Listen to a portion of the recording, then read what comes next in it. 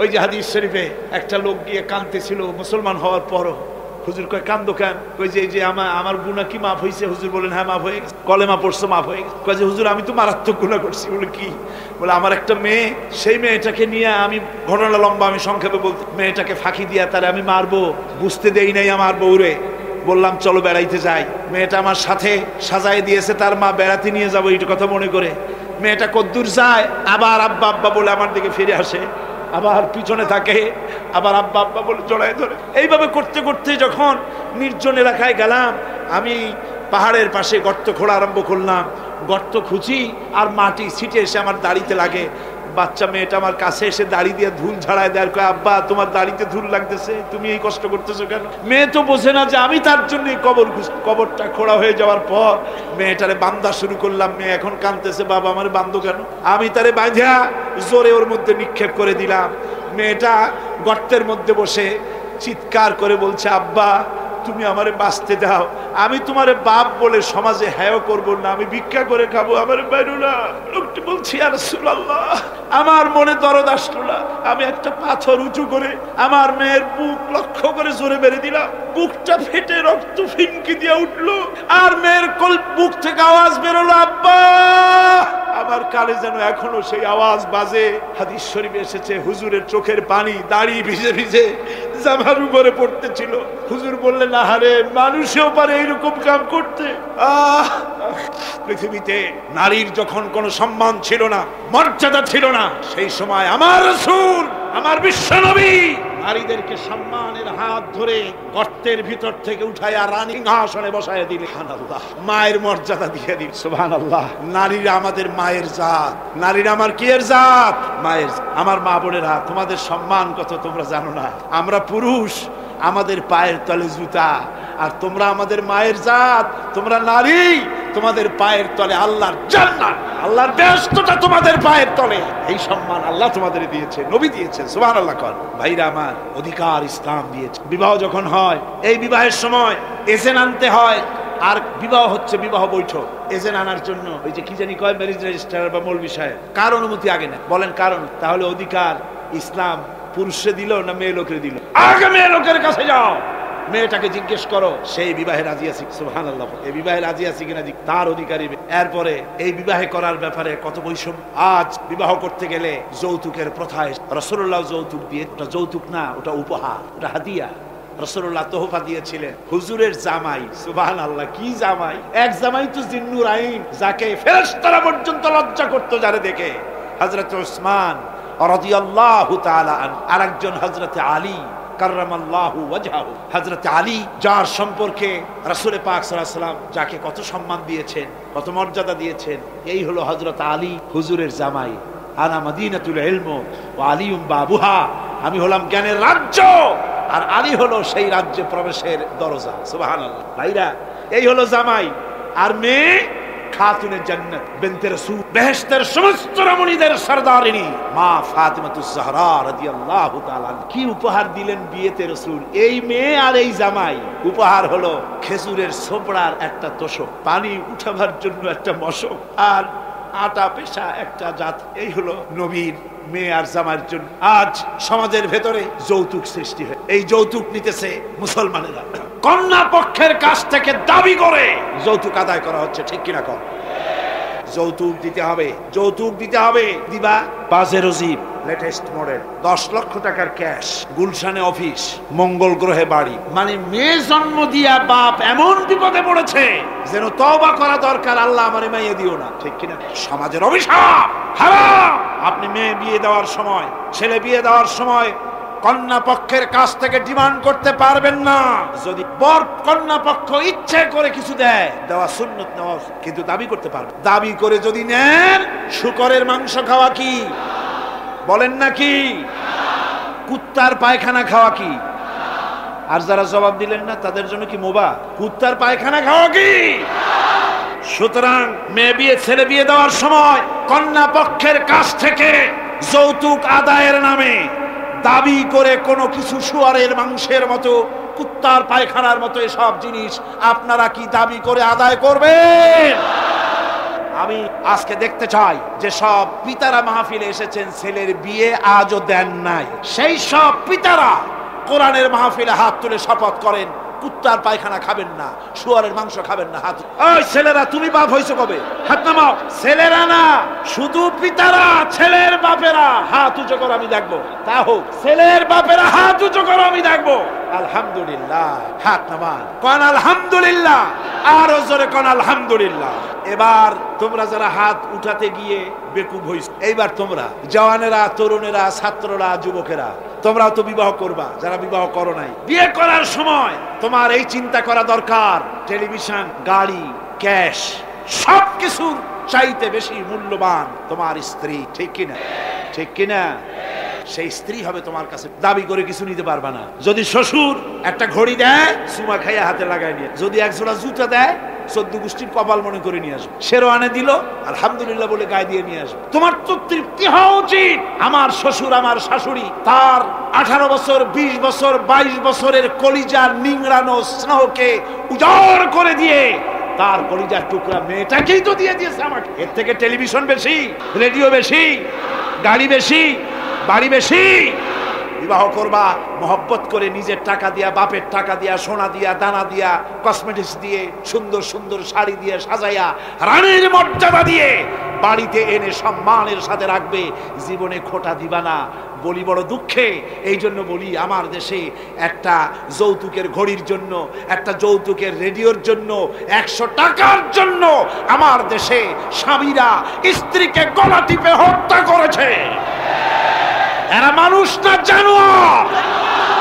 সুতরাং যুবকেরা, বীর চট্টলার, বীর মুজাহিদ, তরুণ যুবক, তোমরা যারা বিয়ে করনি, ওয়াদা করো যৌতুক ছাড়াই বিবাহ করবে। কারা হাত উঁচু করে দেখাও।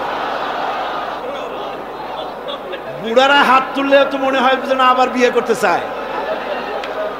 বুড়ারা না, জওয়ানেরা। জওয়ান, বসো বসো বসো বসো। আলহামদুলিল্লাহ, জোরে কোন আলহামদুলিল্লাহ, আরো জোরে কোন আলহামদুলিল্লাহ। আমি তো দাঁড়াইতে বলি নাই, আমি তো দাঁড়াতে বলি নাই। ভাইরা দাঁড়ালেন কেন? বলছি দোয়া কবুলের রাত, দোয়া করিয়া যান। বসেন, কেউ দাঁড়িয়ে থাকেন না, সবাই বসেন। আর জোরে সরে একটুখানি দরুদ শরীফ পড়েন। সালাতুনিয়া রাসূলুল্লাহ আলাইকুম সালামুনিয়া হাবিবাল্লাহ আলাইকুম। মোহব্বত দিয়ে কোন সালাতুনিয়া, সালাতুনিয়া রাসূলুল্লাহ সালামুনিয়া হাবিবাল্লাহ আলাইকুম। ভাইরা আমার, আমি খুব খুশি হয়েছি, আল্লাহ খুশি হয়েছে। কোন আলহামদুলিল্লাহ। আজকের মাহফিল সার্থক। আপনারা বিশ্বাস করেন, আগামী জাতীয় নির্বাচনে যে পার্লামেন্ট তৈরি হবে, সেই পার্লামেন্ট যদি কোরআনের পার্লামেন্ট হয়, তাহলে যৌতুক বিরোধী বিল পাশ করে যৌতুক প্রথার উপরে ছাতা মেরে বঙ্গোপসাগরে আমরা নিক্ষেপ করবো ইনশাআল্লাহ।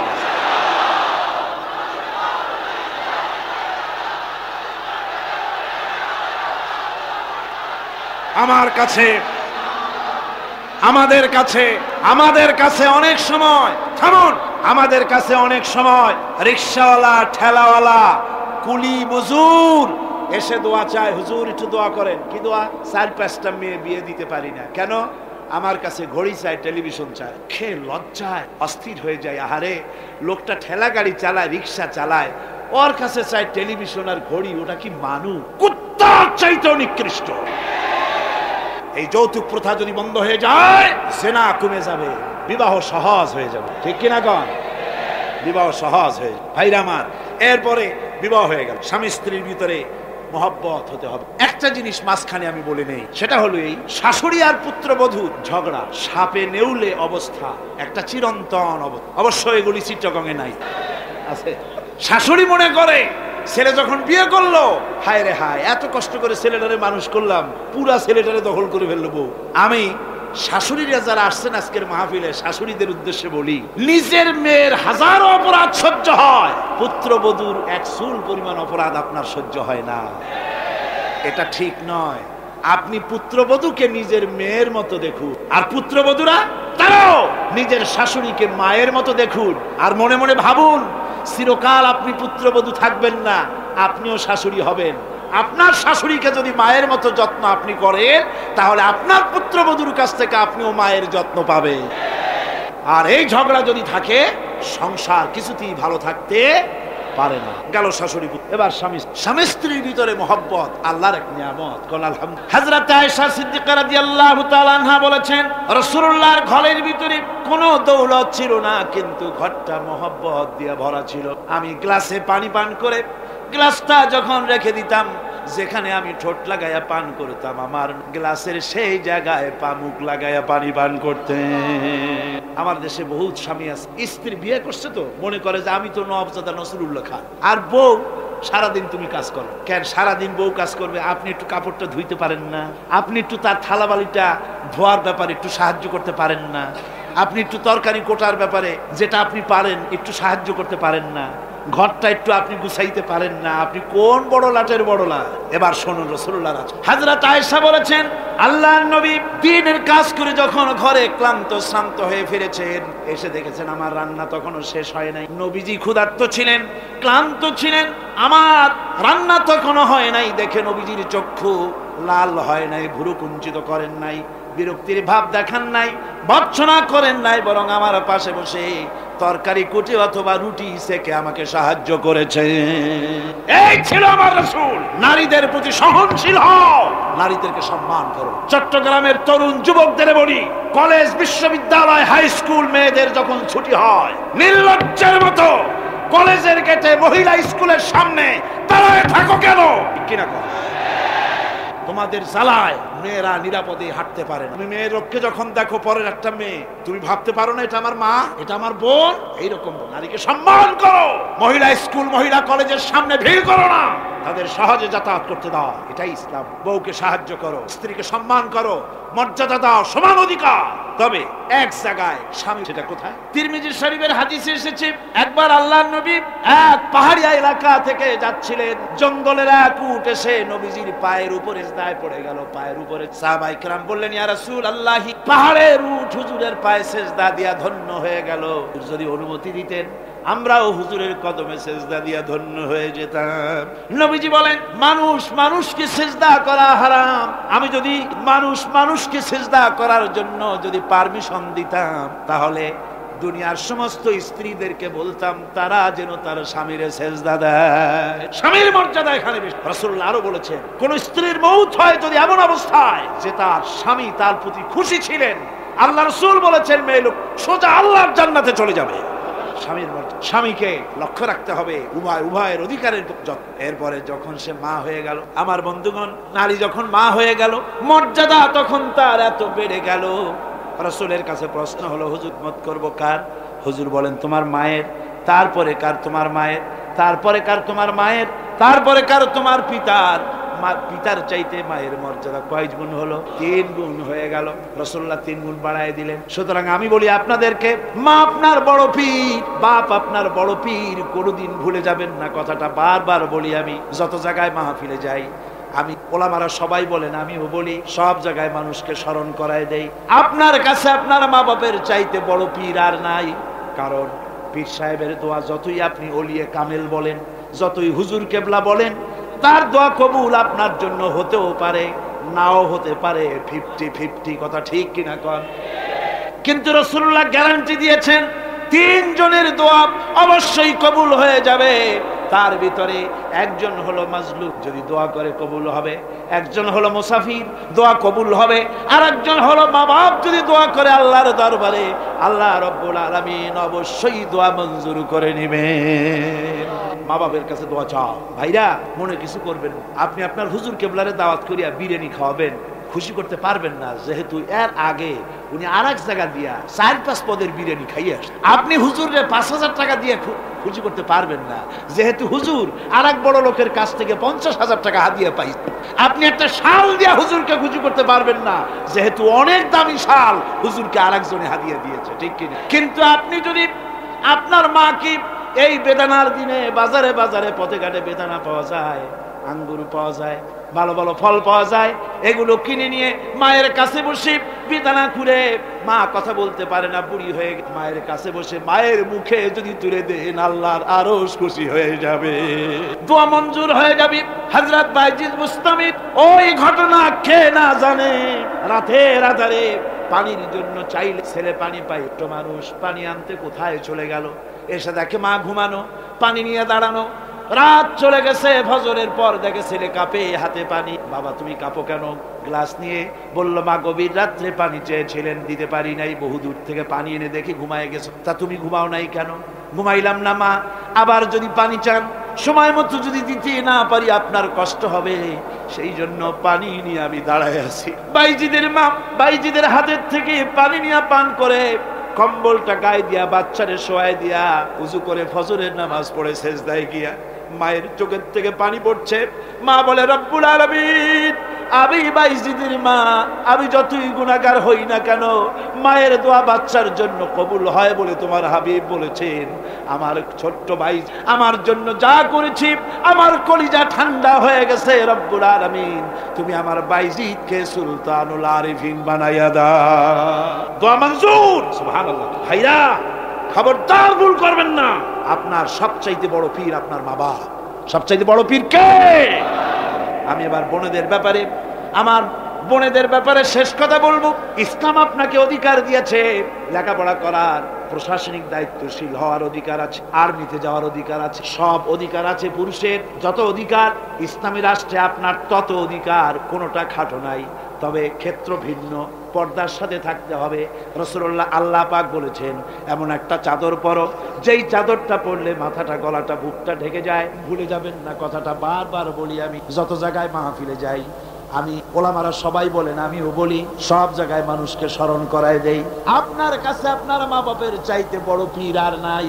কারণ পীর সাহেবের দোয়া যতই আপনি ওলিয়ে কামেল বলেন, যতই হুজুর কেবলা বলেন, তার দোয়া কবুল আপনার জন্য হতেও পারে, নাও হতে পারে, 50-50 কথা ঠিক কিনা কন? কিন্তু রাসূলুল্লাহ গ্যারান্টি দিয়েছেন, 3 জনের দোয়া অবশ্যই কবুল হয়ে যাবে। তার ভিতরে একজন হলো মাজলুম, যদি দোয়া করে কবুল হবে। একজন হলো মুসাফির, দোয়া কবুল হবে। আর একজন হলো মা বাপ, যদি দোয়া করে আল্লাহর দরবারে, আল্লাহ রাব্বুল আলামিন অবশ্যই দোয়া মঞ্জুর করে নেবেন। মা বাপের কাছে দোয়া চাও। ভাইরা মনে কিছু করবেন না, আপনি আপনার হুজুর কেবলারে দাওয়াত করিয়া বিরিয়ানি খাওয়াবেন, খুশি করতে পারবেন না, যেহেতু এর আগে উনি আর এক জায়গা দিয়া 4-5 পদের বিরিয়ানি খাইয়ে আসছে। আপনি হুজুরে 5,000 টাকা দিয়ে খুশি করতে পারবেন না, যেহেতু হুজুর আর এক বড় লোকের কাছ থেকে 50,000 টাকা হাদিয়া পাইছে। আপনি একটা শাল দিয়া হুজুরকে খুশি করতে পারবেন না, যেহেতু অনেক দামি শাল হুজুরকে আর একজনে হাদিয়া দিয়েছে, ঠিক কিনা? কিন্তু আপনি যদি আপনার মাকে, এই বেদানার দিনে বাজারে বাজারে পথে ঘাটে বেদানা পাওয়া যায়, আঙ্গুর পাওয়া যায়, ভালো ভালো ফল পাওয়া যায়, এগুলো কিনে নিয়ে মায়ের কাছে বসে বেদানা খুলে, মা কথা বলতে পারে না, বুড়ি হয়ে গেছে, মায়ের কাছে বসে মায়ের মুখে যদি তুলে দেন আল্লাহর আরশ খুশি হয়ে যাবে, দোয়া মঞ্জুর হয়ে যাবে। হযরত বাইজিদ মুস্তামিদ ওই ঘটনা কে না জানে, রাতের আধারে পানির জন্য চাইলেন, ছেলে পানি পাইল না, ছোট্ট মানুষ পানি আনতে কোথায় চলে গেল, এসে দেখে মা ঘুমানো, পানি নিয়ে দাঁড়ানো। রাত চলে গেছে, ফজরের পর দেখে ছেলে কাঁপে, হাতে পানি। বাবা তুমি কাঁপো কেন? গ্লাস নিয়ে বলল, মা গভীর রাত্রে পানি চেয়েছিলেন, দিতে পারি নাই, বহু দূর থেকে পানি এনে দেখি ঘুমায় গেছো। তা তুমি ঘুমাও নাই কেন? ঘুমাইলাম না মা, আবার যদি পানি চান সময় মতো যদি দিতে না পারি আপনার কষ্ট হবে, সেই জন্য পানি নিয়ে আমি দাঁড়ায় আছি। বাইজিদের মা বাইজিদের হাতের থেকে পানি নিয়ে পান করে, কম্বলটা গায়ে দিয়া বাচ্চারে শোয়াই দিয়া উজু করে ফজরের নামাজ পড়ে সেজদায় গিয়া মায়ের চোখের থেকে পানি পড়ছে। মা বলে, রব্বুল আলামিন, আমি বাইজিদের মা, আমি যতই গুনাহগার হই না কেন, মায়ের দোয়া বাচ্চার জন্য কবুল হয় বলে তোমার হাবিব বলেছেন। আমার ছোট্ট বাইজিদ আমার জন্য যা করেছি, আমার কলিজা ঠান্ডা হয়ে গেছে। রব্বুল আলামিন, তুমি আমার বাইজিদকে সুলতানুল আরিফিন বানাইয়া দাও। দোয়া মঞ্জুর, সুবহানাল্লাহ। ভাইরা খবরদার ভুল করবেন না, আপনার সবচাইতে বড় পীর আপনার মা বাপ। সবচাইতে বড় পীর কে? আমি আমার বোনদের ব্যাপারে, আমার বোনেদের ব্যাপারে শেষ কথা বলবো, ইসলাম আপনাকে অধিকার দিয়েছে লেখাপড়া করার, প্রশাসনিক দায়িত্বশীল হওয়ার অধিকার আছে, আর্মিতে যাওয়ার অধিকার আছে, সব অধিকার আছে। পুরুষের যত অধিকার ইসলামী রাষ্ট্রে আপনার তত অধিকার, কোনোটা খাটো নাই। তবে ক্ষেত্র ভিন্ন, পর্দার সাথে থাকতে হবে। রাসূলুল্লাহ আল্লাহ পাক বলেছেন এমন একটা চাদর পরো যেই চাদরটা পরলে মাথাটা, গলাটা, বুকটা ঢেকে যায়, এমন চাদর পরো। ব্যাংকে চাকরি করা যাবে, অফিসে চাকরি করা যাবে, কলেজে বিশ্ববিদ্যালয়ে চাকরি করা যাবে, ব্যবসা করা যাবে, সব করা যাবে, তবে পর্দার ভিতরে থেকে। বেপর্দা হলে পরে জাহান্নামে যাওয়া লাগবে। জোরে কর নাউজুবিল্লাহ। পর্দার সাথে আপনাদের থাকতে হবে। আমার মা বোনেরা, চাদর পরেন, বোরখা পরেন, বোরখার চাদর ছেড়ে দিয়েন না। দেখবেন একটা জিনিস লক্ষ্য করেন, বোরখা নাই, মাথার চুল টুল ছেড়ে দিয়ে লিপস্টিক লাগাইয়া মেকআপ পরে, তারপরে যদি কোনো দোকানে যান মার্কেটিং করতে, সেলসম্যান দেখেই কবে আপা আসেন আসেন, ভাবি সাহেব আসেন। আর যদি একটা বোরখা পরে যান, বলবে খালাম্মা বসেন। একটা অজানা একটা পুরুষ আপনারা আপা কইলো, ভাবি কইলো, এতে মজা না আপনাকে খালাম্মা বলে সম্মান করলো? সম্মান কোনটায়? সুতরাং বোরখা পরেন, চাদর পরেন। ইসলাম আপনাকে যে বোরখা পড়তে বলেছে, চাদর পড়তে বলেছে, আপনার সম্মানের জন্য, আপনার মর্যাদা। মা বোনদের ব্যাপারে সর্বশেষ কথা, অনেকের বাড়িতে চাকর চাকরানি থাকে, কাজের মেয়েরা থাকে, কাজের ছেলেরা থাকে, থাকে না? থাকে না? অনেক বাড়িতে কাজের মেয়ে লোক, কাজের লোক থাকে, কিন্তু গৃহকর্ত্রী এই কাজের লোকগুলির উপরে, চাকর চাকরানির উপরে এত জুলুম করে যে জুলুম মধ্যযুগেও ছিল না। ঠিক কি না? কোথায় কোথায় মারধর করে, নিজেরা যা খায় তার থেকে নিম্নমানের খাবার দেয়, ভালো শোবার পায় না, ভালো খাবার পায়। আর মার তো আছে। আমার মা বোনেরা, তিরমিজি শরীফের হাদিস শুনুন।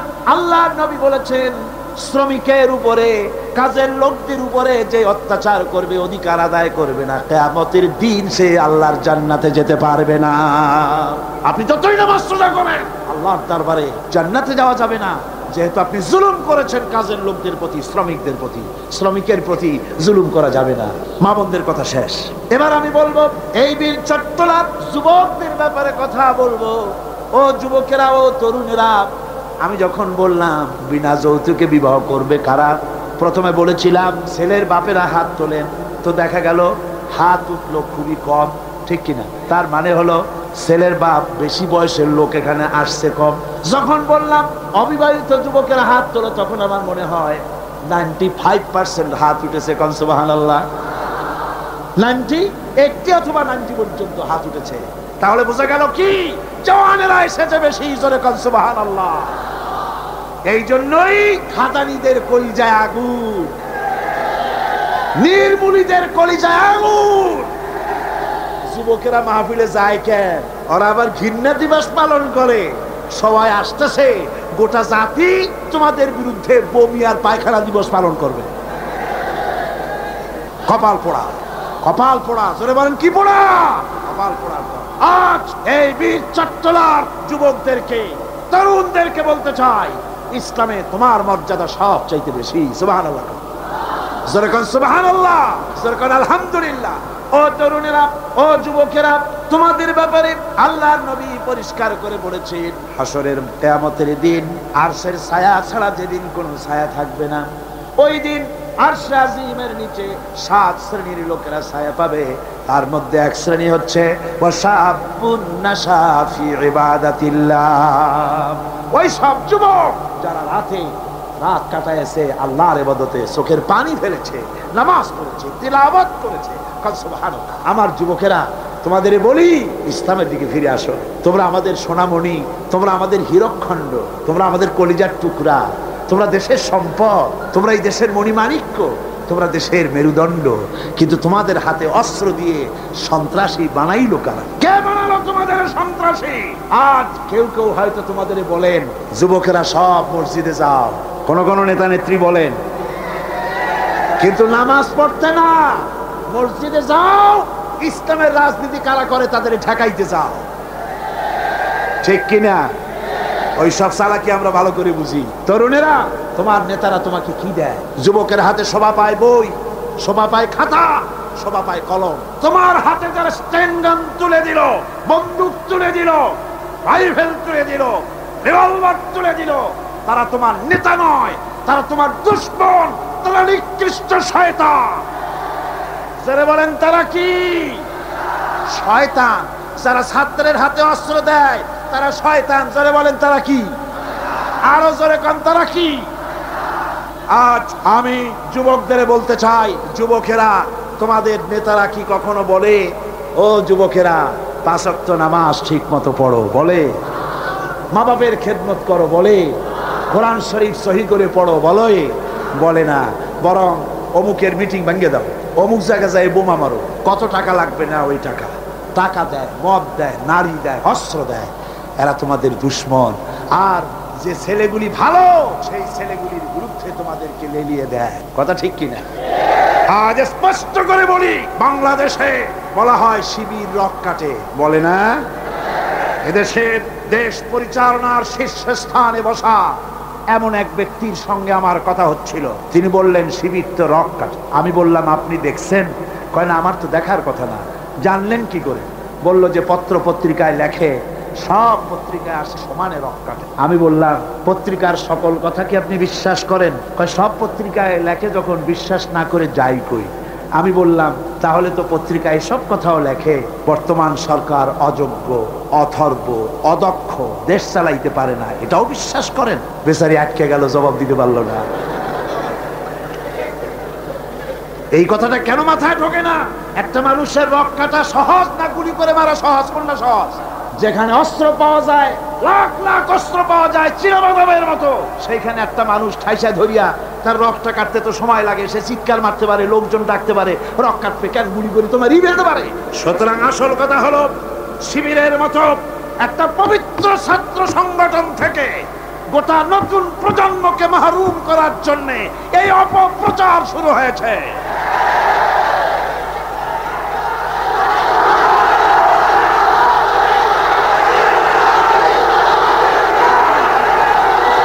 আমার মুসলমান ভাইয়েরা, এজন্য আমি বলতে চাই, আমার ভাইদেরকে বলতে চাই, তোমরা একটুখানি যাদের বিরুদ্ধে লেগেছো একটুখানি যায় দেখো রাতের আধারে এই ছেলেগুলি কি করে।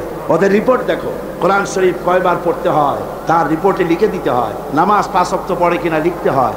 আমি জিজ্ঞেস করি চট্টগ্রামবাসীদের কাছে, শিবির এই চট্টগ্রামের এত বড় বিরাট শহরে কোন দোকানে বাকি খাইয়া পয়সা দেয় নাই? একজন বলুন। কার মেয়ের দিকে খারাপ চোখে তাকায়ছে? মেয়ে হাইজাক করেছে, কাকে গুলি করেছে, কোথায় ডাকাতি করেছে? বরং আপনারা ওরা যখন সভ্যদারি করে একটু খোঁজ নিয়ে, ওরা জানে না, এইরকম খোঁজ নিয়ে দেওয়ালের কাছে গিয়ে কান লাগায় দেখেন কলেজের ভার্সিটির এই ছেলেগুলি, ওরা কোরআন সরাসরি পড়ে নাই, বাংলায় কোরআন হাদিস বুঝেছে, রাত্রি বেলায় কিভাবে আল্লাহর দরবারে কান্দে, কিভাবে তাহাজ্জুদের নামাজ পড়ে, আর কিভাবে ওদের কলিজার, ওদের ভাই 70টি নেতার কর্মী শাহাদাতের নাজরানা আল্লাহর দরবারে পেশ করেছে পর্যন্ত।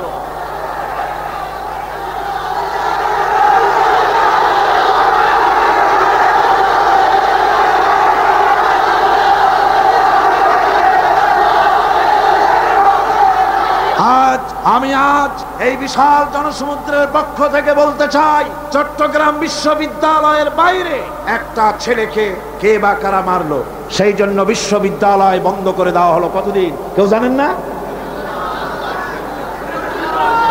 2 মাস।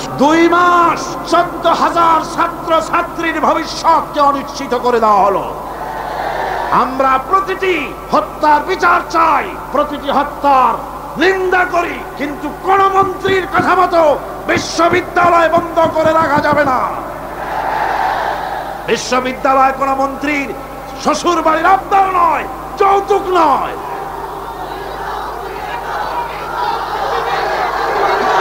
আজ চট্টগ্রামে বিবেক সম্পন্ন লোকদের কাছে আমি আপিল করে গেলাম, বিশ্ববিদ্যালয়কে খুলে দিতে হবে। এই 14,000 ছাত্র ছাত্রীদের ভবিষ্যৎকে জলাঞ্জলি দেওয়া যাবে না। আপনারা একটা কথা শোনেন, পৃথিবীতে দেশ শুধু বাংলাদেশ না, আরো দেশ আছে না? সন্ত্রাসের কারণে ভারতের ইউনিভার্সিটি বন্ধ হয়েছে বছরে কয়দিন? কোন ইউরোপে কয়দিন, আমেরিকায় কয়দিন, বাংলাদেশে বন্ধ হয় কেন? আর কারণ পেঁয়াজ রসুন যেমন এখন ভারত থেকে আমদানি করা লাগে, মুরগির ডিমের থেকে কসমের ডিম আমদানি করা লাগে, সুই থেকে শুরু করে প্লেনের পার্টস পর্যন্ত ভারত থেকে আনা লাগে। বাংলাদেশ এখন ভারতের কলোনি, ভারতের মার্কেট, ঠিক কিনা?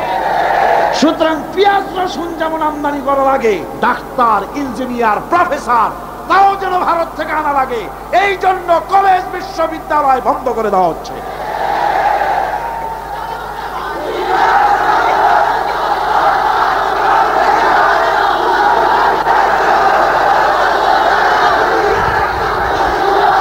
আমি তরুণদের জওয়ানদের বলবো, বাংলাদেশকে সত্যি যদি ভালোবাসো তাহলে ভারতীয় মুক্ত বাজার অর্থনীতির নামে ভারতের সম্পদ দিয়ে যেভাবে ভারতীয় বাজার দিয়ে বাংলাদেশকে নষ্ট করা হয়েছে, এর প্রতিবাদে তোমাদেরকে রুখে দাঁড়াতে হবে। মুক্তিযোদ্ধাদেরকে বলবো, মুক্তিযোদ্ধারা তোমরা যারা জীবন দিয়ে রক্ত দিয়ে এই ভূখণ্ডকে একটা সম্পূর্ণ বাংলাদেশে পরিণত করার জন্য জীবন আর রক্তের বিনিময় দেশ স্বাধীন করেছিলে, মনে রেখো একটা দেশের নামের পরিবর্তনে বা সে দেশের পতাকার পরিবর্তনে দেশের মানুষের ভাগ্যের পরিবর্তন হয় না। মুক্তিযুদ্ধ করে দেশ স্বাধীন হয়েছে ঠিকই, কিন্তু দেশের মানুষের ভাগ্যের উন্নতি হয় নাই। মুক্তিযোদ্ধাদের বলবো, তোমরা আমাদের প্রিয় সন্তান, তোমাদেরকে আরেকটা যুদ্ধ করতে হবে। সেই যুদ্ধ করবা কোরআনের শাসনের জন্য।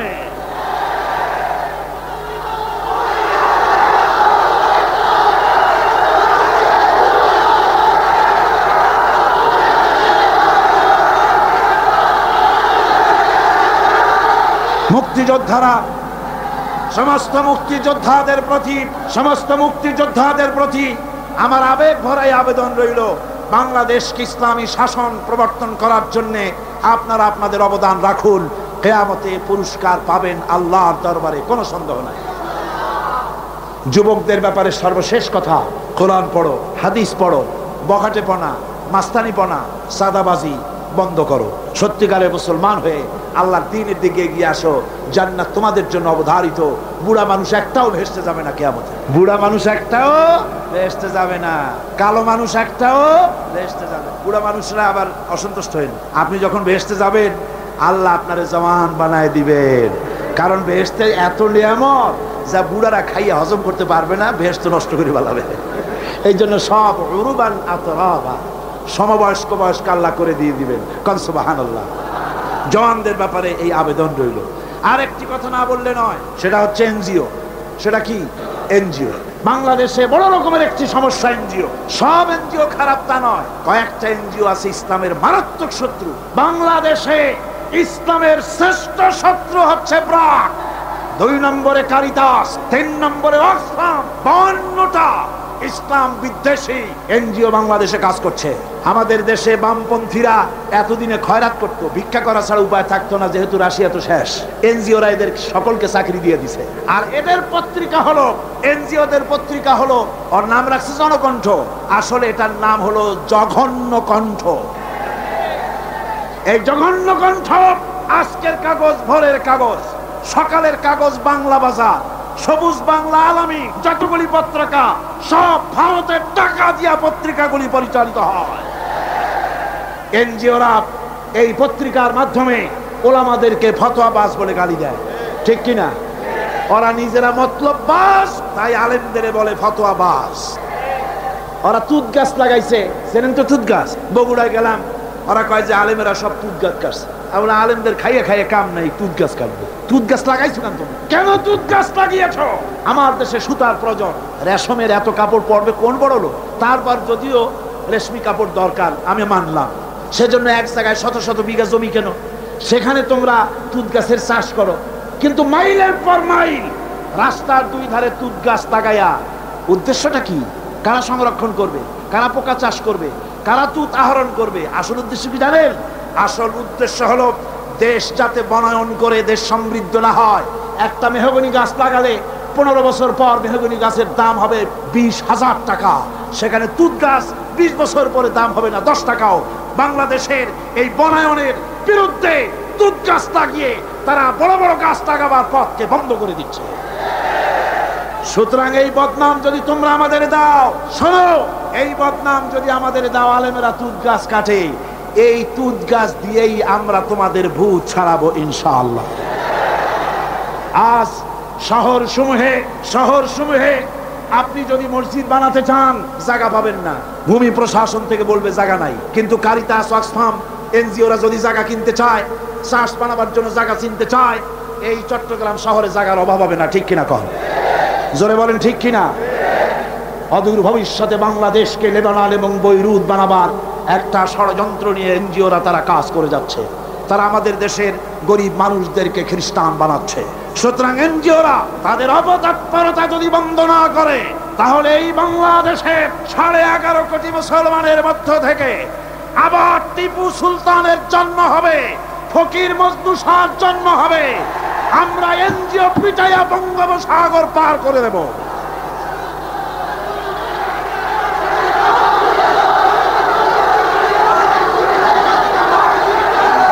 আমার মুসলমান ভাইরা, আমাদের দেশে সব এনজিও খারাপ তা কিন্তু আমি বলি নাই। 800 এনজিও কাজ করে, তার মধ্যে 600 এনজিও বাংলাদেশ বহু ভালো ভালো কাজ করে, আর বিদেশি 200-র ভিতরে 52টা এনজিও কাজ করে ইসলামের বিরুদ্ধে। তার ভিতরে শ্রেষ্ঠ হচ্ছে প্রাণ। একটা বাড়িতে যদি 5টা ছেলে বেকার থাকে আর একটা মেয়ে আছে, বেকার 5টা ছেলেরা তারা চাকরি দেবে না, চাকরি দেবে মেয়ে লোকটাকে। কোন ঠিক কিনা? জোরে কোন ঠিক কিনা? আমাদের মেয়েদেরকে বেপরোয়া করেছে, মোটর সাইকেলে চড়িয়েছে, ইজ্জত নষ্ট করেছে, বাংলাদেশের পারিবারিক বন্ধনকে বিনষ্ট করেছে। সুতরাং এই শয়তানি আমরা আর চলতে দেব না বাংলাদেশে, ইনশাআল্লাহ। জোরে কোন ইনশাআল্লাহ। ভাইরা আমার, এরপরে আমার কথা হচ্ছে সাংবাদিক ভাইদের জন্য। সাংবাদিক ভাইরা যারা সাংবাদিকতা করেন, এটি একটি মহান পেশা। কোন আলহামদুলিল্লাহ। এই মহান পেশার দায়িত্ব যারা নিয়েছেন, আপনার একটা খবরে দেশের মধ্যে উত্তেজনার সৃষ্টি হতে পারে, আবার একটা বস্তুনিষ্ঠ সংবাদ পরিবেশনের কারণে উত্তেজনা প্রশমিত হতে পারে, ঠিক কিনা? সেজন্য সাংবাদিক বন্ধুদের বলবো, নিজের মত, দলের মত সংবাদ পরিবেশনায় যেন প্রভাবিত করতে না পারে, নিরপেক্ষভাবে বস্তুনিষ্ঠ সংবাদ পরিবেশনের চেষ্টা করুন। আমি দুঃখিত, এই চট্টগ্রাম এত বড় সবগুলি ন্যাশনাল পত্রিকার অফিস এখানে আছে কি নাই? আছে কি নাই? একটা মেয়ে লোকের খেমটা নাচ হলে পরে পত্রিকার প্রথম পৃষ্ঠায় আসে, লক্ষ লক্ষ জনতার ঢল নামলো, তোমাদের ক্যামেরাম্যান কোথায়, তোমরা কোথায় জিজ্ঞাসা করি। সুতরাং ইসলামের সাথে দুশ্মনী করো না। সময় একদিন আসবে যেদিন তোমরা নিজেরা এসে অনুমতি চাবা একটু খবর নিয়ে যায়, ইনশাআল্লাহ সময় আসবে, ইনশাআল্লাহ ইনশাআল্লাহ। হুজুর যখন প্রথম ওমরা করতে গেলেন, চাবি চাইছিলেন চাবির দ্বার রক্ষকের কাছে, চাবি তো দিলই না, আরো গালাগালি দিয়ে দিল। সাহাবীরা বললেন, হুজুর অর্ডার দেন, ওর কল্লারে নামাই দি। হুজুর কয় না। এরপরে যেদিন ফতে মক্কার দিন, সেই দিন চাবিওয়ালা আসছে, এসে কয়, হুজুর ঘরের মধ্যে ঢুকবেন না, এই নেন চাবি। হুজুর চাবি নিলেন, দরজা খুললেন, ভিতরে ঢুকলেন, মূর্তি ফেলাই দিলেন, নামাজ পড়লেন, বেরিয়ে এসে বললেন, নাও এই চাবি তোমার কাছে থাকবে, কোন জালিম ছাড়া এই চাবি তোমার কাছ থেকে কেউ নিতে পারবে। সুবহানাল্লাহ, এর নাম ইসলাম। আজ পর্যন্ত ওই চাবি সেই বংশের লোকের থাকে, ফাহাদের বাপেরও ক্ষমতা নাই ওই চাবি নেওয়ার, কারণ রাসূল বলেছে জালিম ছাড়া এই চাবি কেউ নেবে না। সুবহানাল্লাহ। আমরা সাংবাদিক ভাইদেরকে সম্মান করি, সেই সম্মানের মূল্য দেবেন। আমরা কথা বলি জাতিকে রক্ষা করার জন্য, দেশের স্বাধীনতার সার্বভৌমত্বকে টিকিয়ে রাখার জন্য। আমরা বাজে গপ্প করি না, আজে বাজে কথা বলি না, আজে বাজে গাল গপ্প বলে সময় নষ্ট করি না। জাতির চরিত্র গঠন, দেশের সার্বভৌমত্ব রক্ষার জন্য চেষ্টা করি। দেশ যদি আক্রান্ত হয়, জীবন দেবে এরা, এই যারা বসে আছে, ঠিক কিনা? জোরে বলেন ঠিক কিনা? সুতরাং কথাগুলি যথাযোগ্যতার সাথে সাংবাদিক ভাইয়েরা পরিবেশন করুন। আপনাদের জন্য এটাই রইল আমার আবেদন। এরপরে আমি বলবো, ওলামা সমাজের ব্যাপারে কথা বলবো।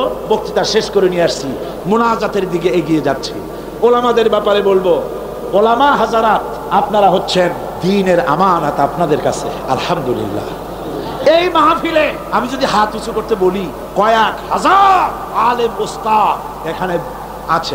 এমনকি মাহফিলের ভিতরে মঞ্চে জায়গা দেওয়া তো সম্ভব না। আমারে যারা পড়াইতে পারে, আমি যাদের জুতা বহন করার যোগ্যতা রাখি না, এরকম বড় বড় আলেম এই মাহফিলের মধ্যে বসা আছে। কোন সুবহানাল্লাহ, জোরে কোন আলহামদুলিল্লাহ। আমি ওলামাদের খেদমতে আরজ করব, আসুন আমরা এক হই, ন্যাক হই, ঐক্যবদ্ধভাবে গোটা জাতিকে সহি রাহনুমাই দেওয়ার তৌফিক আল্লাহ যেন আমাদের দেন। জোরে কোন আমিন। ওলামাদের মধ্যে গালাগালি দেওয়া, ফতোয়াবাজি করা, এগুলি বন্ধ করে দিতে হবে। এগুলো আগের থেকে অনেক কমছে, ঠিক কিনা? কন কমছে কিনা? আলহামদুলিল্লাহ, অনেক কমেছে। আগে তো খালি কইতো কাফের, ও কাফের, সে কাফের, ওরে যে কাফের মনে না করে সেও কাফের, ওই কাফের মরলে পরে কবরে যে ঘাস হয়, সেই ঘাস যে গরুতে খায় সে গরুও কাফের। আবার সিলেটে আছে দললিন আর জল্লিন নিয়ে ঝগড়া। হায় রে কপাল, এমন ঝগড়া দললিন আর জল্লিন। কোন কিয়ামতে কি আল্লাহ জিজ্ঞেস করবে যে তুমি দললিন না জল্লিন? কোন জিজ্ঞেস করবে নাকি?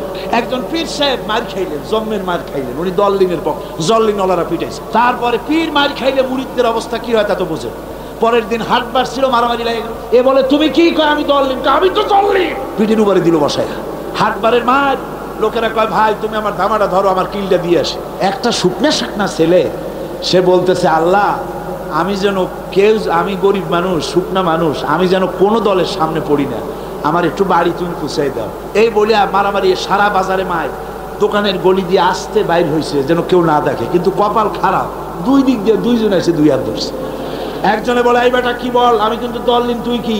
ওই হাত যে ধরছে সে কয় আমি কিন্তু জল্লিন, সাবধান হয়ে কথা বলবি, তুই কি? যুবক ছেলে কয় ভাই আল্লাহর কসম আমি মোটে নামাজই পড়ি না। তারা দললিন আর জল্লিন কি? সামান্য সামান্য জিনিস নিয়ে ফতোয়াবাজি করার, গালাগালি করার কোনো মানে হয় না। ওলামায়ে কেরামদেরকে আজ এগিয়ে আসতে হবে, নেতৃত্ব হাতে নিতে হবে। বাংলার জনগণ তাকিয়ে আছে ওলামাদের দিকে। কোন আলহামদুলিল্লাহ, জোরে কোন আলহামদুলিল্লাহ। আলেমদেরকে ঐক্যবদ্ধ হওয়ার তৌফিক আল্লাহ দান করুন। তবে একটা ষড়যন্ত্র থেকে আমি জাতিকে হুঁশিয়ার করে দিতে চাই, সেটা হলো অনেক লোক আমাদের দেশে বিদেশ থেকে আসেন, নামের আগে ওলিয়ে কামেল লেখেন, আওলাদে রসুল লেখেন, হেদায়ে মিল্লাত লেখেন, আমার দেশে নসিহত করতে আসেন, কিন্তু নিজের দেশে বাবরি মসজিদ যখন ভেঙে গেল একটা টু শব্দ করার সাহস হয় না। আদমের বোম্বাই, কর্ণাটক, দিল্লি, মাদ্রাস, আহমেদাবাদ, ক্যালকাটা, আসাম, মুর্শিদাবাদ, হাজার হাজার মুসলমানের রক্তের বন্যা বয়ে যায়। কংগ্রেসের 5-8 উলাম বাংলাদেশে ওলিয়ে কামেল হিসাবে আমরা মেনে নিতে পারি না। যদি বাপের ছেলে হও তাহলে ইন্ডিয়ান পার্লামেন্টে দাঁড়ায় বলো নরপশুরাও, ওটা নরসীমা না, নরপশু। আমরা খুশি হতাম যদি বলতে পারতেন তোমার এই পার্লামেন্টে জিন্দিগিতে আর একটা মুসলমান আসবে না যতক্ষণ 24 ঘন্টার ভেতরে এই মসজিদ যদি বানায় না দাও বাবরি মসজিদ। বাপের বেটা হও, নিজের দেশে কথা বলো, আমার দেশে অলির অভাব নাই, আলমের অভাব নাই। আজ মানুষকে ফাঁকি দেওয়া, প্রতারণা করা বরদাস্ত করা হবে না, বরং টাকা দিয়ে আমার দেশের রাজনীতির ভিতরে তারা নাক গলাতে আসে। ঠিক কিনা কর? যারা বলেন ঠিক কিনা? ইন্ডিয়ার এই ষড়যন্ত্র থেকে গোটা জাতিকে এবং ওলামায়ে কেরামকে আমি সচেতন করে দিতে চাই। বন্ধুগণ, আল্লাহ রাব্বুল আলামিন আমাদেরকে তৌফিক দিন ষড়যন্ত্রের হাত থেকে বেঁচে এই বাংলাদেশকে আল্লাহর কোরআনের রাষ্ট্রে যেন পরিণত করে দিতে পারি।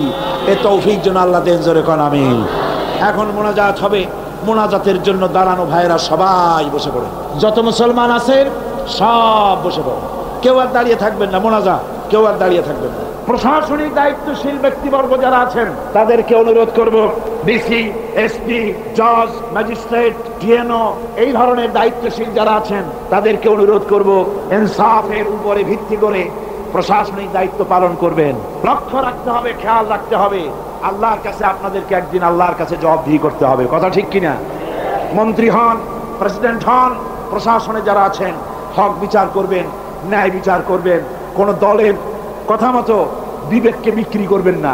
অনেক সময় আছে, আমি তো জানি অনেকের সঙ্গে মহব্বত আছে, একজন পুলিশ সুপারিনটেন্ডেন্ট, পুলিশ কমিশনার আমার কাছে বলছিলেন, কোন এক জেলার পুলিশ কমিশনার আমাকে বলছিলেন যে যে কাজটা করলাম বিবেকের বিরুদ্ধে, চাকরি রক্ষা করতে গিয়ে করতে হলো। বললাম ইমানের বিরুদ্ধে, বিবেকের বিরুদ্ধে যদি চাকরি করতে হয় এমন চাকরি বাদ দিয়া পানের দোকান দিয়ে খান, তাও আপনার সম্মান বাঁচবে, আল্লাহর কাছে ইজ্জত বাঁচবে। সুতরাং দলের কথা নয়, প্রশাসনিক দায়িত্বশীল ভাইদের বলবো দলের কথা মতো নয়, আইন মতো, আইনের শাসন প্রতিষ্ঠা করার জন্য বদ্ধপরিকর হন। কারো টেলিফোনে কোন হাইজাকার, কোন লুটেরা, কোন বদমাশ, কোন লুচ্ছা, কোন খুনিকে ছেড়ে দিবেন না, তাতে চাকরি যদি চলে যায় যেতে পারে। ঠিক কিনা? পুলিশ ভাইদের বলবো আপনাদের বিরাট দায়িত্ব, পুলিশ ভাইরা আপনাদের বিরাট দায়িত্ব। যে কোনো গভর্নমেন্ট আসুক আপনাদের কাজের কোনো অভাব নাই, কষ্টটা আপনাদেরই বেশি হয় সব সময়। আপনারা ঘুষ বিবর্জিত জীবন যাপন করুন, মানুষের প্রতি ইনসাফ করুন। আল্লাহ রাব্বুল আলামিন আপনাদেরকে যারা পাহারা দেয়, আর মিডিয়া, পুলিশ, যারা শান্তি শৃঙ্খলা এবং আইন শৃঙ্খলা পরিস্থিতি রক্ষার জন্য যারা পাহারা লাগায় তাদের সম্পর্কে রাসূল বলেছেন। আল্লাহর নবী বলেন, মুসলিম দেশের সীমান্ত এলাকায় আইন শৃঙ্খলা রক্ষার জন্য যারা পাহারা লাগায় 1টা ঘন্টা, তাহলে সারা রাত লাইলাতুল কদরে হাজর আসওয়াদের সামনে দাঁড়ায়া সারা রাত ইবাদত করলে যত সওয়াব পাওয়া যাবে, 1 ঘন্টা মুসলিম দেশের পাহারা দিলে সেই সওয়াব পাওয়া যায়। আপনাদের চাকরি, আপনাদের ইবাদত, হালাল রুজি খান, ঘুষকে শুকরের মাংসের মতো মনে করুন। হালাল রুজি খাইয়া নামাজ পড়ুন, 5 ওয়াক্ত ডিউটির ফাঁকে ফাঁকে 5 ওয়াক্ত নামাজকে আদায় করুন। মানুষের উপরে জুলুম করবেন না। অনেক ট্যাক্সিওয়ালা আছে, খামোখা ট্যাক্সি ট্রাক রাস্তায় ধরিয়া একেবারে অহেতু তার কাছ থেকে 5 টাকা 10 টাকা আদায় না করিয়া ছাড়ি না, বহুত কষ্ট দেয়, ওরা কষ্ট পায়, ওরা বদদোয়া করে। আপনি টাকা পেলেন ঠিক, কিন্তু ট্যাক্সিওয়ালা রিক্সাওয়ালা বদদোয়া করলো, এই বদদোয়াটা লেগে গেল। আইনে যদি কিছু হয় সেটা ভিন্ন কথা, কিন্তু বেআইনি ভাবে কার উপর অত্যাচার করবেন না। আল্লাহ পাক পুলিশ ভাইদের প্রতি রহম করুন, আর্মি বিডিআর সকলের প্রতি রহম করুন। সকলের জন্য দোয়া হবে। এখন একটু ঘোষণা আছে, ঘোষণা শুনুন, তারপরে আমরা মোনাজাত করব। লাইলাতুল মেরাজের এই পবিত্র মোনাজাতে সকলে অংশগ্রহণ করবেন, কেউ বাদ যাবেন। এখন মোনাজাত বইপত্রের শেষ কথা অধ্যাপক মুফিজুর রহমান সাহেব বলেছেন, ইমানের অগ্নি পরীক্ষা। যে ইমানের কথা এতক্ষণ শুনেছেন, গত 4 দিন শুনেছেন, ইমানের অগ্নি পরীক্ষা। কয়েকজনের দাম জিজ্ঞেস করেছেন, এটা যারা সেপেছে ঢাকায় আমার লেখা ইমানের অগ্নি পরীক্ষা, এটার হাদিয়া যারা সেপেছে তারা রেখেছে মাত্র 35 টাকা করে। ইমানের অগ্নি পরীক্ষা জিকির আজগার সহ এর মধ্যে আছে, যাওয়ার সময় খরিদ করে নিয়ে যাবেন। আল্লাহ পাক সকলকে তৌফিক দিন। মোনাজাতের আগে আসুন আমরা তওবা পড়ি। সবাই পড়েন আউযু বিল্লাহি মিনাশ শাইতানির রাজীম। সব ভাই নামাজের কায়দায় বসেন, নামাজের কায়দায় বসুন, আর কিবলামুখী তো হয়েই আছে। আউযু বিল্লাহি মিনাশ শাইতানির রাজীম, বিসমিল্লাহির রহমানির রহিম। আস্তাগফিরুল্লাহ আস্তাগফিরুল্লাহ আস্তাগফিরুল্লাহ রাব্বি মিন কুল্লি যামবি ওয়া আতুবু ইলাইহি লা হাওলা ওয়ালা কুওয়াতা ইল্লা বিল্লাহিল আলিয়্যিল আযীম। আয় আল্লাহ তাআলা, আমি আর জীবনে কখনো শরীয়তের ওজর ছাড়া ফরজ নামাজ, ফরজ রোজা ছেড়ে দেব না। সবাই বলেন ইয়া আল্লাহ। এই মুহূর্ত থেকে মদ, জুয়া, মিথ্যা, সুদ, ঘুষ, জেনা, অশ্লীলতা, পাপাচার, মিথ্যা, অহংকার, সব রকমের কাবায়ের থেকে তোমার কাছে তওবা করতেছি। তওবা ইয়া রব্বি, তওবা ইয়া রব্বি, তওবা ইয়া আল্লাহ, তওবা ইয়া আল্লাহ, তওবা ইয়া আল্লাহ। লা ইলাহা ইল্লাল্লাহু মুহাম্মাদুর রাসূলুল্লাহ। আশহাদু আল্লা ইলাহা ইল্লাল্লাহু ওয়াহদাহু লা শারীকা লাহু ওয়া আশহাদু আন্না মুহাম্মাদান আবদুহু ওয়া রাসূলুহু।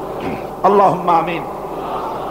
ربنا ظلمنا أنفسنا وإن لم تغفر لنا وترحمنا لنكونن من الخاسرين.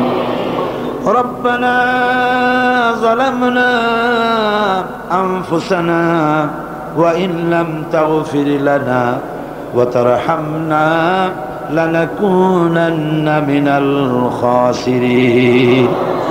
ربنا لا تزغ قلوبنا بعد إذ هديتنا وهب لنا من لدنك رحمة إنك أنت الوهاب.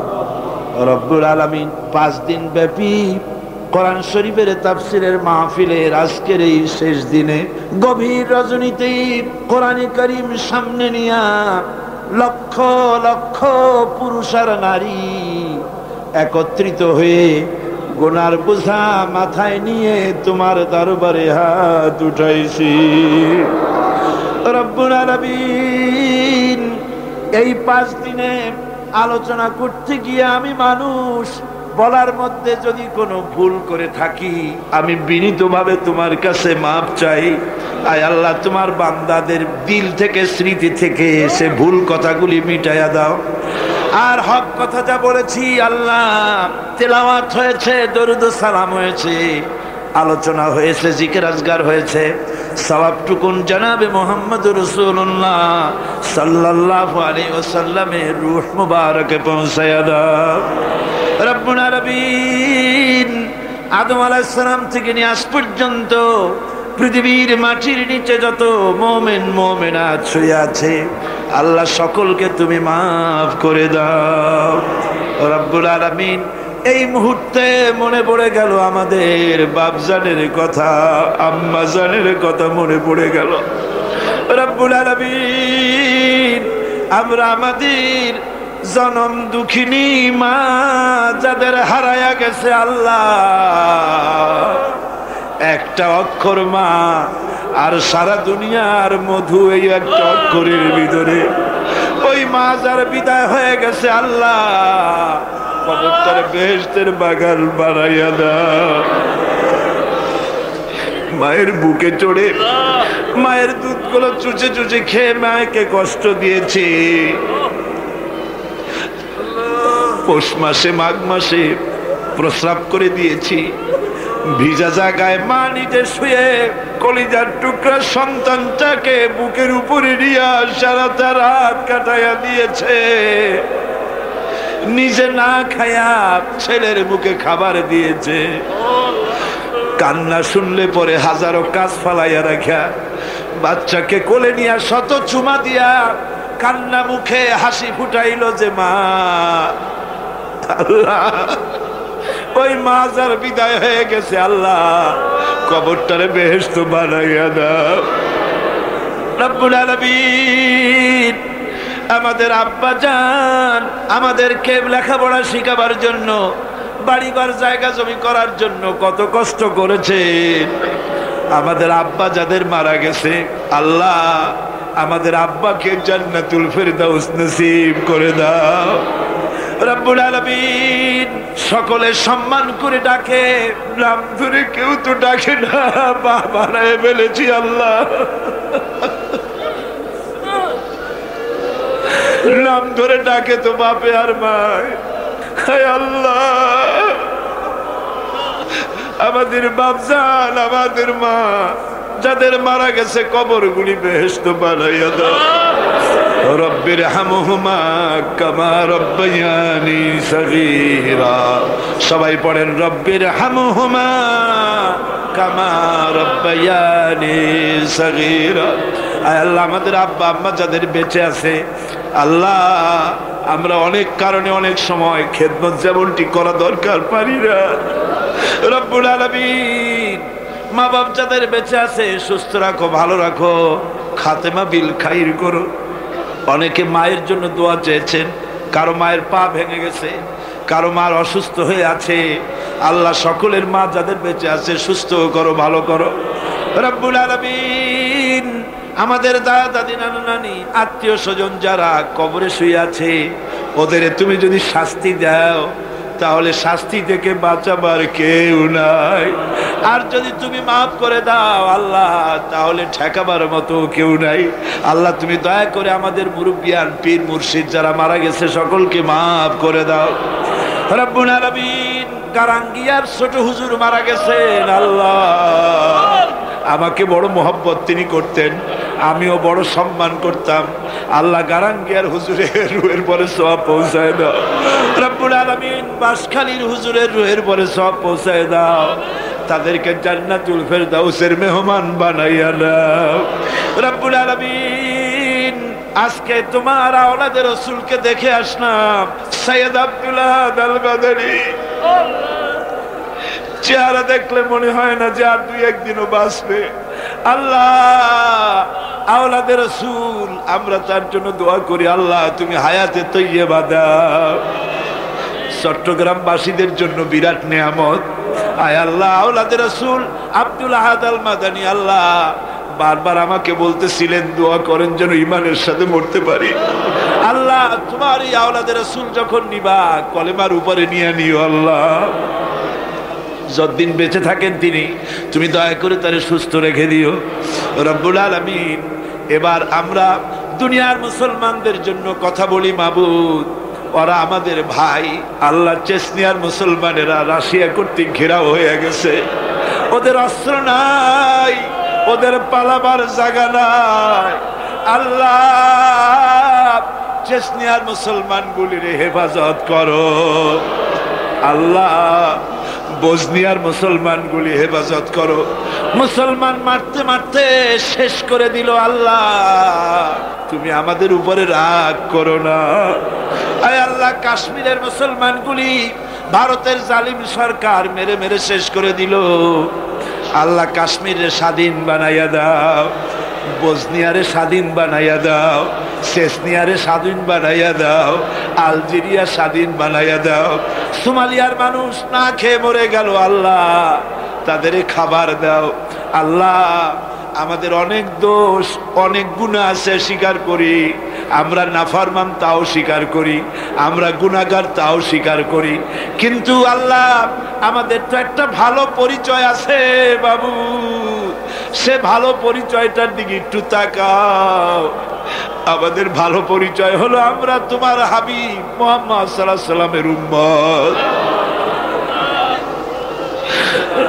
আল্লাহ রব্বুল আলামিন, এবার আমরা নিজেদের কথা বলি। গুনাহ করে করে পিছনের জীবনটাকে নষ্ট করে ফেলেছি। গুনাহ ছাড়া কিছু নাই, নাফরমানি করছি। কোন গুনাহ বাদ আছে যা করি নাই? আয় আল্লাহ, কিয়ামতের দিন তুমি যদি জিজ্ঞেস করো যৌবনকাল কেমনে কাটাইছো, জবাব দেওয়ার পথ রাখি নাই। তুমি যদি জিজ্ঞাসা করো টাকা কামাই করেছো কোন পথে, জবাব দেওয়ার পথ রাখি নাই। তুমি যদি জিজ্ঞাসা করো খরচ করেছো কোন পথে, জবাব দেওয়ার পথ রাখি নাই।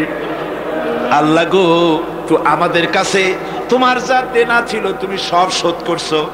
আমাদের চোখ দিয়েছো, নাক দিয়েছো, কান দিয়েছো, বিবেক দিয়েছো, বউ দিয়েছো, বাচ্চা দিয়েছো, টাকা দিয়েছো, পয়সা দিয়েছো, যার যোগ্যতা রাখি না তাও দিয়েছো। তোমার দেনা তো তুমি শোধ করে দিয়েছো, কিন্তু বান্দা হিসাবে মনিবের যা পাওনা আছে আমরা তো কিছুই শোধ করতে পারি নাই। আয় আল্লাহ, এই ঋণ শোধ করার একটাই পথ আছে। আল্লাহ, আমাদের তুমি মাফ করে দাও।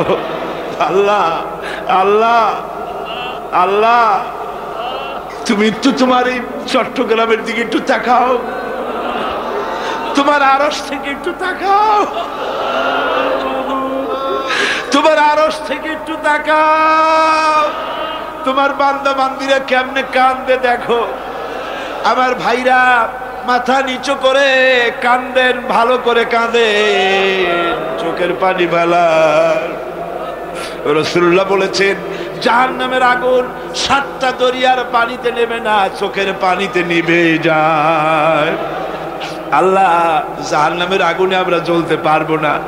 আল্লাহ, জাহান্নামের আগুন আমাদের জন্য তুমি হারাম করে দাও। রব্বুল আলামিন, তুমি তাকাও। আয় আল্লাহ, এইভাবে করে যদি মায়ের কাছে দাঁড়াইয়া যদি মা মা বলে কাঁদতাম, এমন নিষ্ঠুর মা কি আছে যে কোলে না নিয়ে পারত?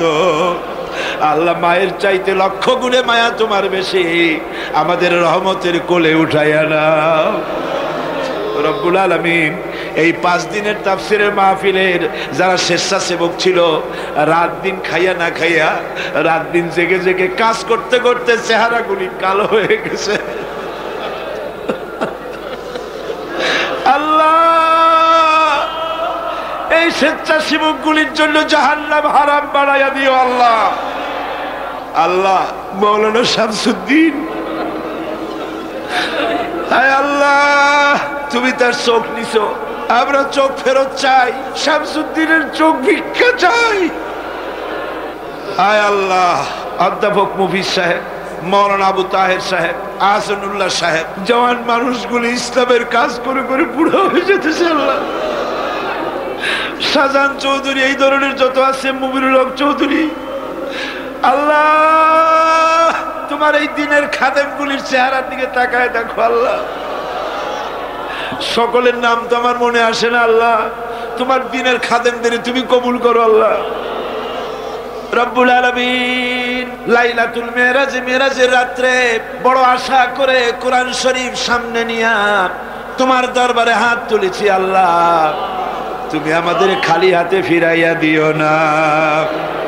যত মা বোন এসেছেন আল্লাহ, মা বোনদেরকে পর্দায় থাকার তৌফিক দাও। ব্যাধি থাকলে মাফ করে দাও। স্বামীর নির্যাতন থাকলে আল্লাহ ভালোবাসায় পরিণত করে দাও। নিঃসন্তানীকে সন্তান দান করে দাও। মা বোন যারা এসেছেন খাদিজার মতো, ফাতেমার মতো বানাইয়া দাও। রব্বুল আলামিন এই বাংলাদেশে কোরআনের শাসন চালু হয়েছে, একটা বারের জন্য দেখার তৌফিক দিয়া দাও। আয় আল্লাহ, দুনিয়ার অফিসগুলি যত রাত হতে থাকে অফিসগুলি বন্ধ হয়ে যায়, আর রাত যত বাড়ে তোমারও রহমতের অফিস তত কর্মচঞ্চল হয়। আয় আল্লাহ, এখন রাত দুপুর হয়ে এসেছে, তোমার রহমতের দরজাগুলি খোলা হয়ে গেছে। আল্লাহ রহমতের নজর দিয়া তাকাও। আমার ভাইরা মাথা নিচু করিয়া চক্ষু বন্ধ করে কান্দে। যার যা মনে চাওয়ার আছে চান, আমি ছাড়িয়া দিলাম। এবার আপনারা চান, যার যা মনে আছে বলার আছে, দুঃখ আছে, কষ্ট আছে, বলেন আর কাঁদেন।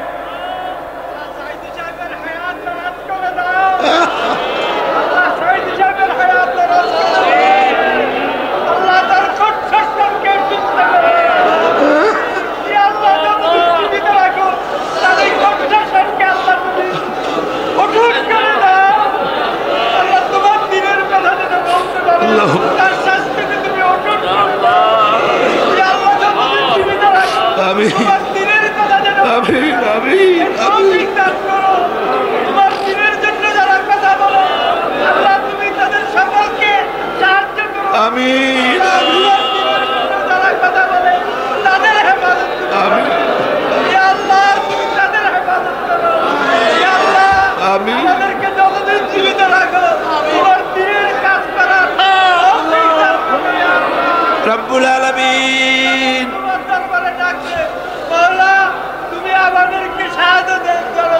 আমিন। আয় আল্লাহ তাআলা, এই মাহফিলের ভিতরে যত মানুষ এসেছে, আয় আল্লাহ তুমি মেহেরবানি করে আমাদের সকলের জন্য জাহান্নাম হারাম বানাইয়া দাও। আল্লাহ আরেকখানা দোয়া করি, লাইলাতুল মেরাজে তাফসীরের মাহফিলের দোয়া কবুল হবে বলে আল্লাহ বলতেছে। আল্লাহ এর মধ্যে বহুত মানুষ আছে মক্কা দেখে নাই, মদিনা দেখে নাই। আল্লাহ যারা মক্কা মদিনা দেখে নাই, হজ করার তৌফিক আল্লাহ সকলকে দিয়া দাও। রব্বুল আলামিন তোমার হাবিবকে তামাম জিন্দেগির ভিতরে একটা রাতে রাসূলুল্লাহর সঙ্গে আমাদের স্বপ্নে জিয়ারত করাইয়া দিও আল্লাহ। রব্বুল আলামিন আয় আল্লাহ, কোনটা ইসলামী বিশ্ববিদ্যালয় আল্লাহ তুমি মঞ্জুর করে নাও। আল্লাহ আয় আল্লাহ ইসলামী বিশ্ববিদ্যালয় মঞ্জুর করে নাও। আয় আল্লাহ কর্ণফুলী পত্রিকা আল্লাহ কবুল করে নাও। রব্বুল আলামিন আয় আল্লাহ তোমার কাছে কি চাইবো, চাওয়ার আগে অনেক কিছু তুমি দিয়েছো। আয় আল্লাহ যে যা চাইলো সকলকে আল্লাহ তুমি দিয়া দাও। আয় আল্লাহ তাআলা বাংলাদেশের সেনাবাহিনী, বাংলাদেশের বিডিআর, বাংলাদেশের পুলিশ বাহিনী তোমার রহমত দিয়া ঢেকে রাখো আল্লাহ। আল্লাহ বাংলাদেশের বিমান বাহিনী, নৌবাহিনী, সেনাবাহিনী, পুলিশ, বিডিআর সকলকে দিনের মুজাহিদ বানায় দাও। বাংলাদেশের সব ডিসি, সব এসপি, সব জজ, সব ব্যারিস্টার, সব আইনজীবী সকলকে খাঁটি মুসলমান বানায় দাও আল্লাহ। আল্লাহ দিনদার বানাও, পরহেজগার বানাও। সাংবাদিক ভাইদের উপরে রহম করো, দিনের রাস্তায় চলার তৌফিক দাও। আল্লাহ তাআলা এই কলেজ কর্তৃপক্ষ প্রতি বছর তাফসীরের মাহফিলের জন্য জায়গা দেয়, আল্লাহ কিয়ামতে ওনাদের জন্য বেহেশতের জায়গা তুমি দিয়ে দিও। আয় আল্লাহ এই কলেজকে তুমি কবুল করে নিও আল্লাহ। আর একটা দোয়া মনে পড়লো, প্রত্যেক বছর মাহফিলে আনোয়ার চৌধুরী সাহেব যতদিন আমার পেরে ওই হাই স্কুল মাঠে, কলেজিয়েট মাঠে মাহফিল হতো, আমার পাশে বসে আমাকে চা বানায় খাওয়াইতো। বেচারা এখন ঠিক মতো নামাজও পড়তে পারে না, তার কষ্ট শুনেছি। আনোয়ার চৌধুরী সাহেবের উপর আল্লাহ তুমি রহমত করো, তাকে সুস্থ করো। তিনি গারাঙ্গিয়া হুজুরের একজন মুরিদ, আল্লাহ তুমি তার উপরে রহম করো, আল্লাহ তাকে তুমি ভালো রাখো। আয় আল্লাহ তাআলা এই মাহফিলে যত আলেম ওলামা এসেছেন, বিশেষ করে মুরব্বী হযরত মাওলানা সিদ্দিক আজাদ সাহেব, হায়াতে তাইয়্যিবা দাও, সেহাতে কুল্লিয়া দাও, রামগতির পীর সাহেব এসেছেন, আরো আলেম ওলামা এসেছেন, যারা এই যত আলেম এসেছেন আল্লাহ সমস্ত আলেমের রোগ ব্যাধি দূর করে দাও, তাদের স্বাস্থ্য ভালো করে দাও, তাদেরকে সহি রাহনুমাই করার তৌফিক দাও। হাই স্কুল কলেজ ইউনিভার্সিটির শিক্ষক যারা এসেছেন তাদের উপর খাস রহমত নাজিল করো। মাদ্রাসার ছাত্র, কলেজের ছাত্র, ইউনিভার্সিটির ছাত্র, ছাত্র যুবক যারা আসছে সকলের উপরে রহম করো। আয় আল্লাহ মা বোনদের উপরে রহম করো। আয় আল্লাহ কেউ যেন এই মাহফিল থেকে কেউ যেন খালি হাতে ফেরত না যায়, রহমত দিয়া সকলের হাত ভরে দাও। বাইতুল শরীফের পীর সাহেবের জন্য দোয়া করুন, তিনি অসুস্থ, ডায়াবেটিসে ধরেছে, আল্লাহ যেন তাকে স্বাস্থ্য ভালো রাখেন, সুস্থ রাখুন, ভালো রাখেন, তাকে দিয়ে যেন আল্লাহ দ্বীনের খেদমত নেন। আল্লাহর যত হক্কানি ওলি আছে, বুজুর্গ আছে, সকলের উপর আল্লাহ তোমার রহমত নাজিল করো। জেলখানার ভিতরে যারা মজলুম আছে আল্লাহ তাদেরকে তুমি রহম করো। আল্লাহ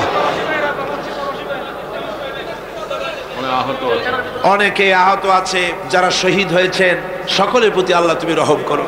আমি এখন আমার নিজের জন্য আপনাদের কাছে একটা কথা না বলে পারি না, আমার নিজের জন্য একটা কথা আমি বলি।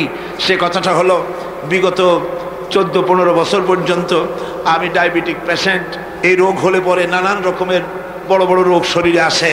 আমি আপনাদের কাছে দোয়া চাই, কোরআনে কারিমের যে খেদমতটুকুন করার তৌফিক আল্লাহ দিয়েছেন, আমার এই রোগ যেন এই পথে আমার বাধা না দেয়। এই কোরআনের খেদমত যেন মৃত্যু পর্যন্ত করতে পারি। আর আমার মৌত যখন আসবে, আল্লাহ তুমি সাক্ষী, আমার কলিজায় আমার স্ত্রী, আমার ছেলেমেয়ের মহব্বত যত বেশি, তার থেকে বেশি মহব্বত করি আল্লাহ তোমারে, তোমার হাবিবরে, তোমার কোরআনে, তোমার ইসলামকে। আল্লাহ আল্লাহ এই রাস্তায় আমার শাহাদাতের মওত নসিব করে দাও। আল্লাহ আয় আল্লাহ আমার শাহাদাতের মওত নসিব করে দাও। আল্লাহ এই স্কুল কলেজ ইউনিভার্সিটিতে শিবিরের ছেলেমেয়েগুলি যে কাজ করে, ওদের বাড়তে বাড়তে শেষ করে দিল। আল্লাহ আল্লাহ ওদের শহীদগুলিকে জান্নাতে ফেরদাউসে জায়গা দিয়ে দিও। ওদের সাথে যারা শত্রুতা করে আল্লাহ তাদেরকে ওদের বন্ধু বানিয়ে দিও। বাংলাদেশ কোন দিকে যাচ্ছে আমরা বুঝতে পারতেছি না। আল্লাহ বাংলাদেশে একটা শান্তিপূর্ণ সমাধান করে দাও। আল্লাহ আল্লাহ আমাদের সকলের দোয়া কবুল করো, সকলের দোয়া কবুল করো। এবার সকলে আকাশের দিকে দুটি হাত উঁচু করে দেন, আল্লাহরে ডাকেন, আল্লাহরে ডাকেন, কান্দেন বাইরা, কান্দেন। আর কানবেন কবে? আজই তো কান্দার দিন। দুটি হাত আকাশের দিকে তুলে বলেন ইয়া আল্লাহ, বলেন ইয়া আল্লাহ, ইয়া আল্লাহ, ইয়া রহমান, ইয়া রহিম, ইয়া হাইয়্যু, ইয়া কাইয়্যুম, ইয়া আল্লাহ, আল্লাহ, ইয়া আল্লাহ। আমাদের কান্নার আওয়াজ মদিনায় পৌঁছায় দে খোদা।